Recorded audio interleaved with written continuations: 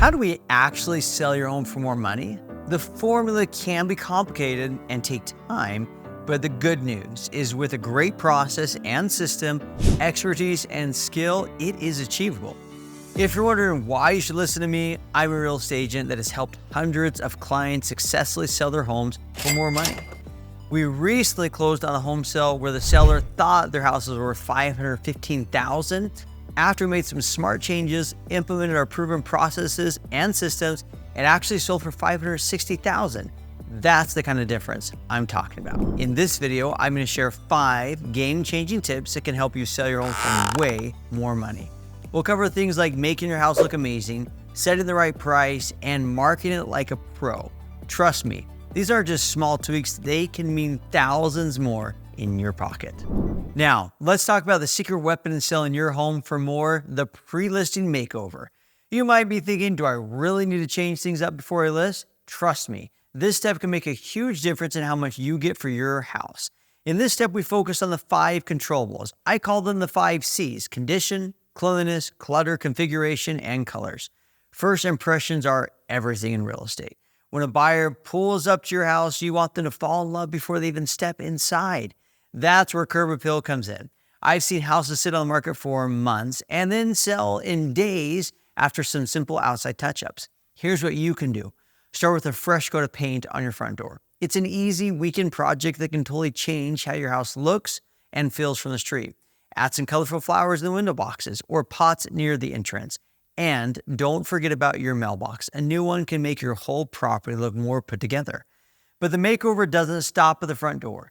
Instead, focus on the rooms that really sell houses, like the kitchen and bathrooms. You don't need to go crazy with renovations. Sometimes just updating cabinetry, hardware, or putting on new light fixtures can make a huge difference. Now, here's a pro tip: get your house staged.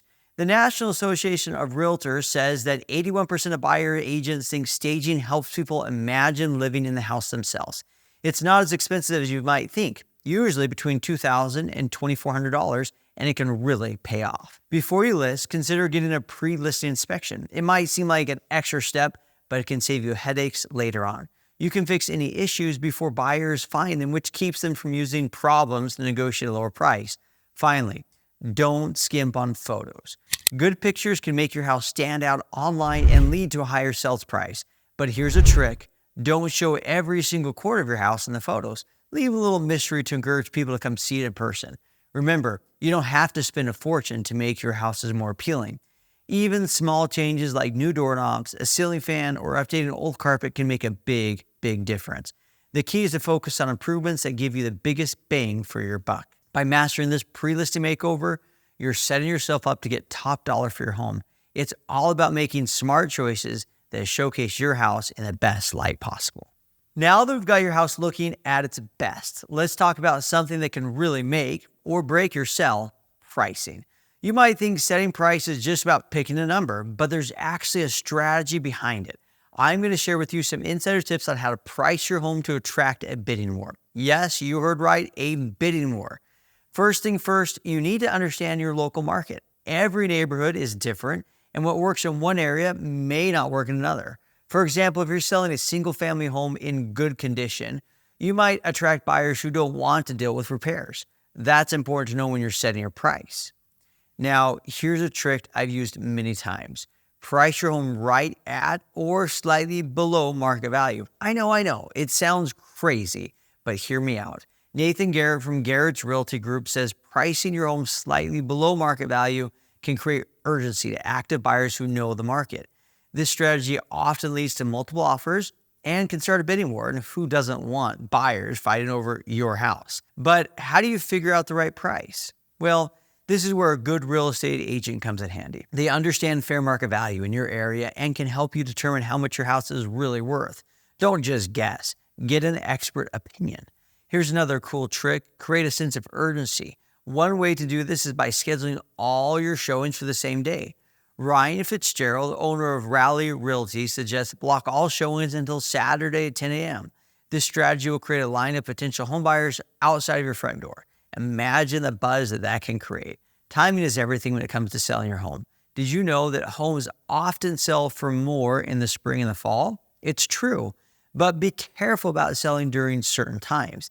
As Sean, a real estate investor, points out, selling a home after Thanksgiving and before the Super Bowl Sunday is generally a bad time because there's going to be less buyers on the market. Remember, the goal is to make your buyers feel like they need to act fast or they'll miss out. By understanding your market, pricing strategically, and creating urgency, you can set the stage for multiple offers. And that, my friend, is how you end up selling your home for more money than you expected.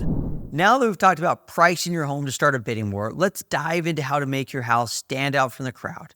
You might think just putting a for sale sign in your yard is enough, but trust me, there's so much more you can do to get buyers excited about your home. First, let's talk about telling your home's story. Every house has something special about it, and you want to make sure potential buyers know what makes yours unique. Maybe it's the cozy reading nook under the stairs or the near perfect spot for watching sunsets on your back porch. Whatever it is, highlight these features when you're describing your home.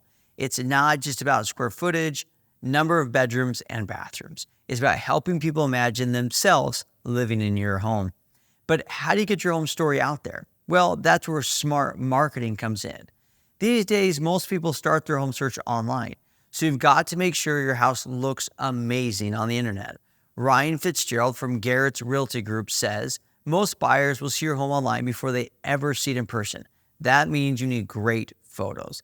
I'm not talking about quick snapshots with your phone. Hire a pro who knows how to make sure your house looks its best. Social media is another powerful tool. Share these amazing photos on Facebook, Instagram, and anywhere else you can think of.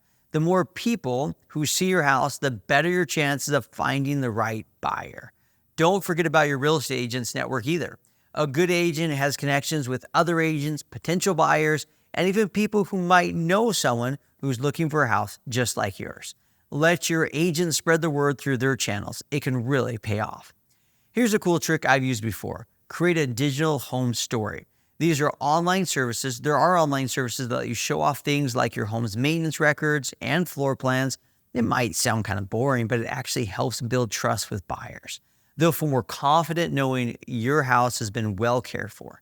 Lastly, let's talk about open houses. Instead of having people just drop by whenever, try this strategy. Block off all showings until a specific time like Saturday at 10 a.m. Ryan Fitzgerald reminded us that this creates a line of potential buyers outside your front door. And imagine how exciting that would be for buyers and for you. By using these marketing tricks, you're not just selling a house, you're creating buzz and excitement. And that's how you get buyers to fall in love with your home and offer top dollar. All right, we've covered a lot of ground on how to get buyers excited about your home. But what happens when these offers start rolling in? That's where the real magic happens. Let me tell you, sealing the deal is an art form, and I'm going to share with you some insider tips on how to negotiate like a pro. First things first, you need to remember that selling your house is a business deal. I know it's hard, but try not to get too emotional. Treat it like it's selling a car, not your memories. This will help you make a smart decision when offers come in. Now, here's a trick I've used many, many times. If you get multiple offers, don't just jump at the highest one. Look at the whole package. Sometimes a slightly slower offer with better terms can actually be the smarter choice. And don't be afraid to counteroffer. Earlier in this video, I talked a ton about first impressions and what you need to do to get your home looking amazing to sell. But you need to know that specific things you need to remove in order your home when selling. So watch this video to know the 10 things you need to remove when you sell your home. All right, we've covered a lot of ground on how to get buyers excited about your home, but what happens when the offers start rolling in? That's where the real magic happens. Let me tell you, selling the deal is an art form, and I'm going to share with you some insider tips on how to negotiate like a pro. First, you need to remember that selling your house is a business deal. I know it's hard, but try not to get too emotional. Treat it like you're selling a car, not your own personal memories. This will help you make smart decisions when offers come in.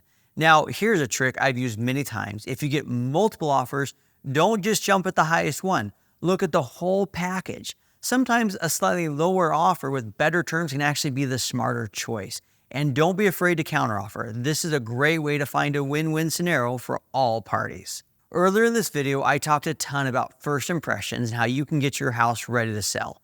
Now that you know the 5 things you need to do for a successful home sale, watch this video to identify the 10 items you should remove when you go to list your home.